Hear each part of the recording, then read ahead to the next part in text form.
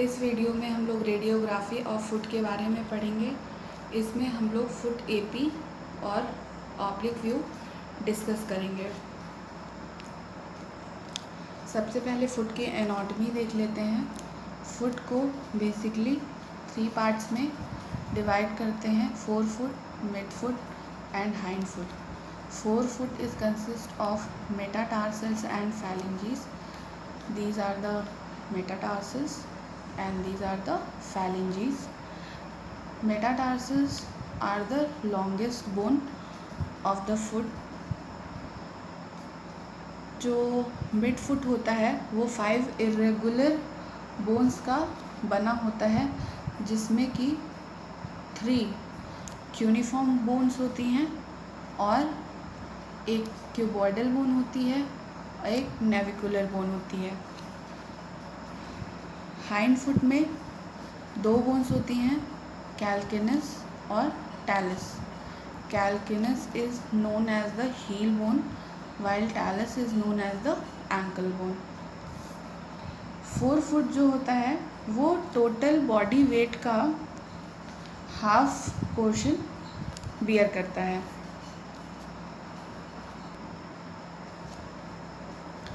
सबसे पहले 4 फुट की एनाटॉमी देख लेते हैं। इसमें जो पैरों की उंगलियां होती हैं उन्हें हम लोग टोज बोलते हैं। जो अंगूठा होता है उसको ग्रेट टो बोलते हैं और इसे हॉलिक्स के नाम से भी जानते हैं।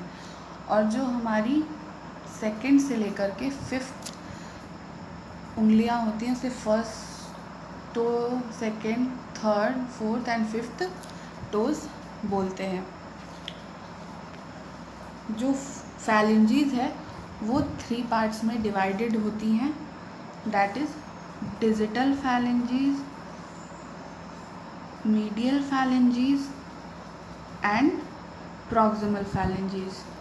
लेकिन ग्रेट टो में सिर्फ 2 phalanx होता है, डिजिटल और प्रॉक्सिमल। इसमें जो ये मीडियल phalanx होता है वो नहीं पाया जाता है। ग्रेट टो जो होता है वो 2 बोन्स का मिलके बना होता है, जिसमें 2 बोन्स के बीच में एक जॉइंट होता है जिसे इंटरफैलेंजियल जॉइंट बोलते हैं।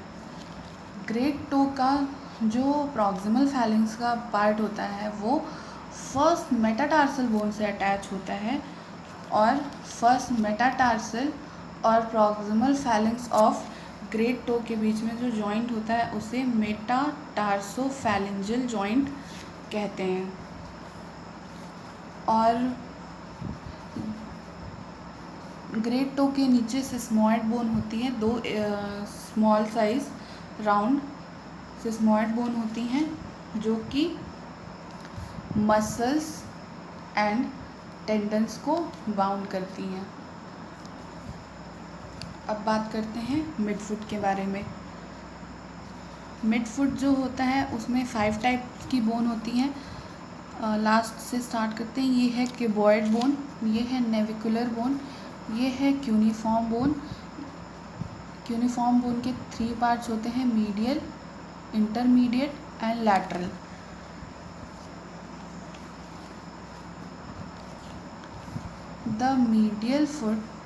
The medial foot forms an arch of the foot, that is for the shock absorber.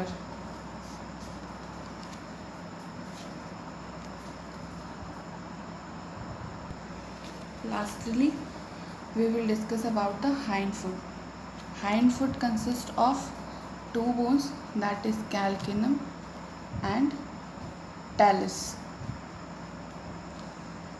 Talus bone connects top of the fibula and tibia. This is medial malleolus of tibia. This is the lateral malleolus of tibia. So foot is consist of 26 bones, 14 phalanges, 5 metatarsal and 7 tarsal bones.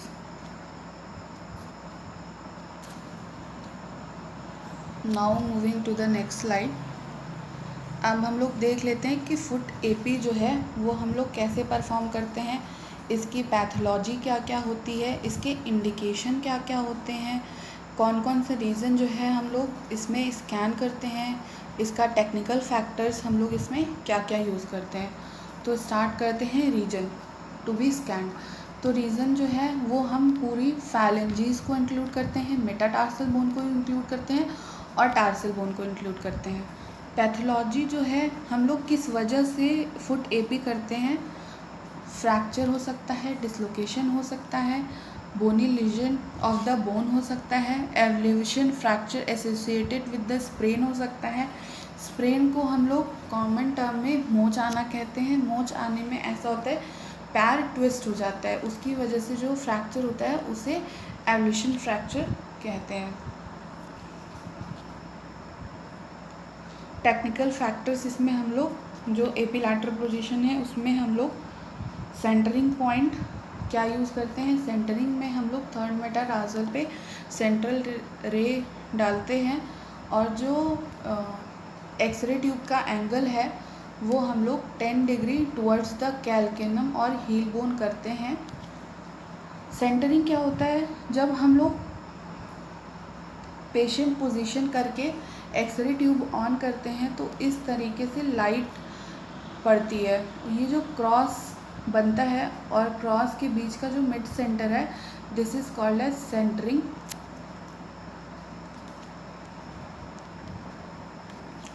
Collimation, collimation में हम लोग lateral skin margins को include करते हैं। Anterior जो आगे की जो स्किन मार्जिन्स है फैलेंजीज के साइड वो कवर करते हैं। पोस्टीरियर जो है कैल्केनम पूरी हील बोन के साइड जो एड़ी है वो पूरी एड़ी की स्किन कवर करते हैं।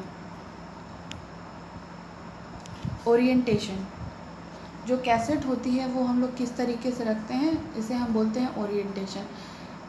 दो तरह का होता है, एक होता है लैंडस्केप, दूसरा होता है पोर्ट्रेट। हम लोग इसमें पोर्ट्रेट में रखते हैं। दिस इज़ द लैंडस्केप जिसमें चौड़ा वाला साइड इस तरीके से होता है और दिस इज़ द पोर्ट्रेट। तो हम लोग पोर्ट्रेट मोड में कैसेट को प्लेस करते हैं। डिटेक्टर साइज़, जो हमारे कैसेट की साइज़ होती है वो कितनी होती है, वो 18 से 24 सेंटीमीटर होती है। 18 गुणे 24 सेंटीमीटर, इसे 8-10 की कैसेट भी बोलते हैं।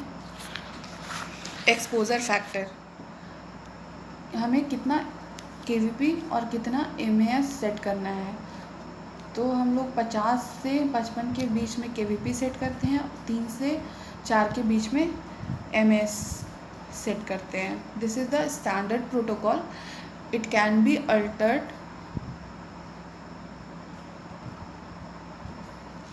Now see the SID। SID क्या होता है, SID source to image distance. Suppose this is the X-ray tube, this is foot, this is the cassette. X-ray tube source हो गई और ये इमेज हो गई, तो जो इमेज और सोर्स के बीच में डिस्टेंस होती है उसे SID बोलते हैं और वो 100 सेंटीमीटर होती है। अब हम लोग पेशेंट पोजीशन देख लेते हैं। सबसे पहले पेशेंट से हम लोग उसके हिस्ट्री के बारे में पूछते हैं कि कौन सा फुट आपका अफेक्टेड है। जो फुट अफेक्टेड होता है उस साइड की तरफ हम लोग उसे बैठाते हैं एक्सरे टेबल पे, जो हमारा पेशेंट काउच होता है, और उसे पैर मोड़ करके बैठने के लिए कहा जाता है और उसके नीचे कैसेट प्लेस होती है। और जब हम लोग सेंटरिंग देते हैं वो हम लोग थर्ड मेटाटार्सल पे देते हैं।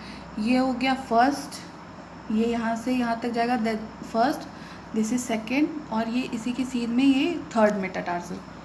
तो थर्ड मेटाटार्सल पे इसकी हम लोग सेंटरिंग देते हैं।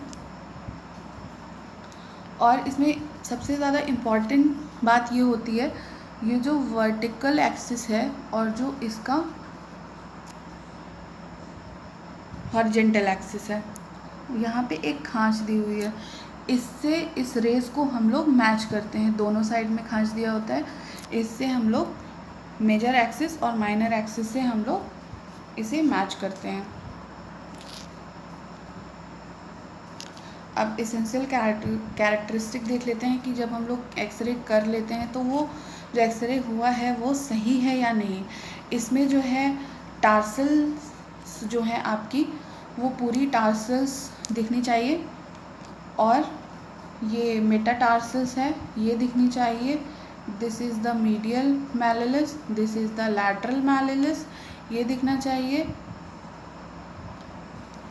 और ये जो मीडियल मैलिलस है और ये जो लैटरल मैलिलस है, इसको हम लोग इसलिए यूज़ करते हैं, ज़्यादा उसको उसमें इंक्लूड करने की कोशिश करते हैं क्योंकि ट्रॉमेटिकल जो केसेस होते हैं उसमें बोनी इंजरी देखने को मिल जाती है।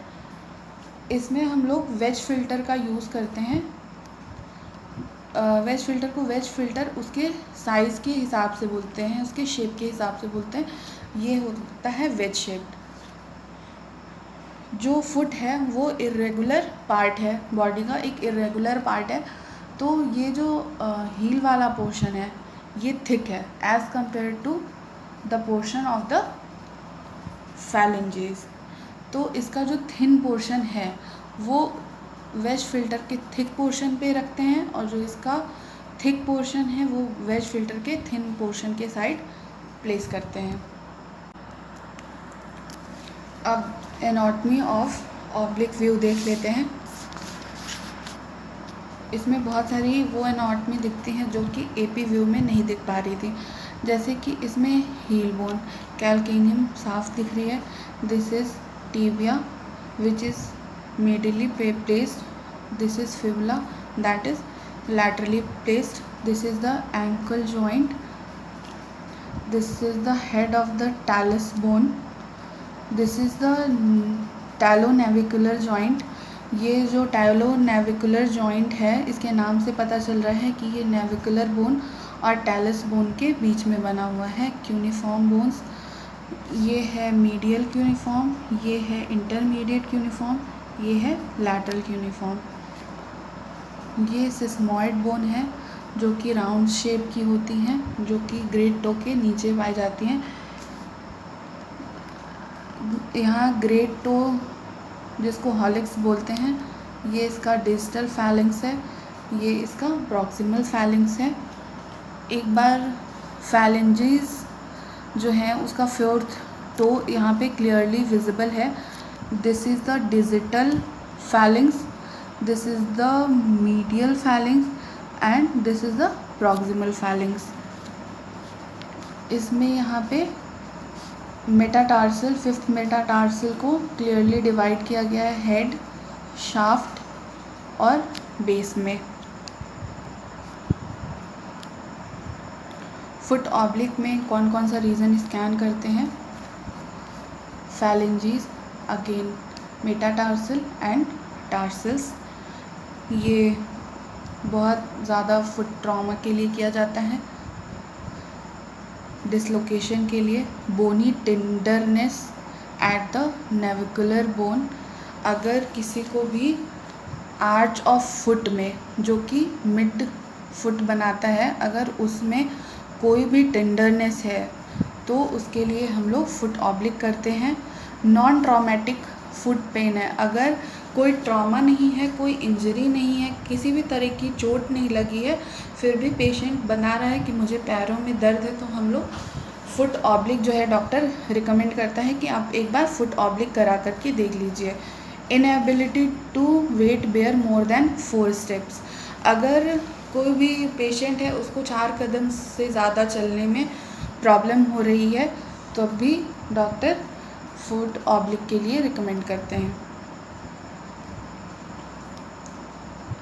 ऑब्लिक व्यू में सेंटरिंग पॉइंट जो होता है क्यूबॉइड नेविकुलर जॉइंट पे करते हैं। इसमें भी पोर्ट्रेट मोड यूज़ करते हैं, 8-10 की कैसेट लेते हैं, जो एक्सपोजर फैक्टर भी सेम होता है 50 to 55 kVp, MAS जो होता है 3 से 5 और सोर्स टू MS डिस्टेंस भी 100 होती है। पेशेंट पोजीशन, इसमें जो नॉर्मल AP की पोजीशन होती है उसी में पेशेंट को हम लोग बैठाते हैं, लेकिन जो उसका फुट होता है उसको, ये मीडियल पोर्शन है, मीडियली उसको टिल्ट करने के लिए बोलते हैं, मीडियली उसको झुकाने के लिए बोलते हैं 30 to 45 डिग्री पे। और एक नॉन ओपेक, जैसे अगर किसी को भी मीडियली फुट रोटेट करने के लिए या टिल्ट करने के लिए कहेंगे तो उसे प्रॉब्लम होगी, तो इसमें हम लोग एक नॉन ओपेक पैड का यूज़ करते हैं, जिससे कि उसे उस पोजीशन में पैर को बनाए रखने के लिए, मेंटेन रखने में कोई प्रॉब्लम ना हो। इसमें हम लोग इसेंशियल क्राइटेरिया देख लेते हैं कि इसमें हमें क्या क्या दिखना चाहिए। तो इसमें हम लोगों ने यहाँ पे देखा था कि एनाटॉमी जैसे डिस्कस की थी, यहाँ पे हील बोन है, this is the tibia, this is the fibula, this is the metatarsal, this is the great to,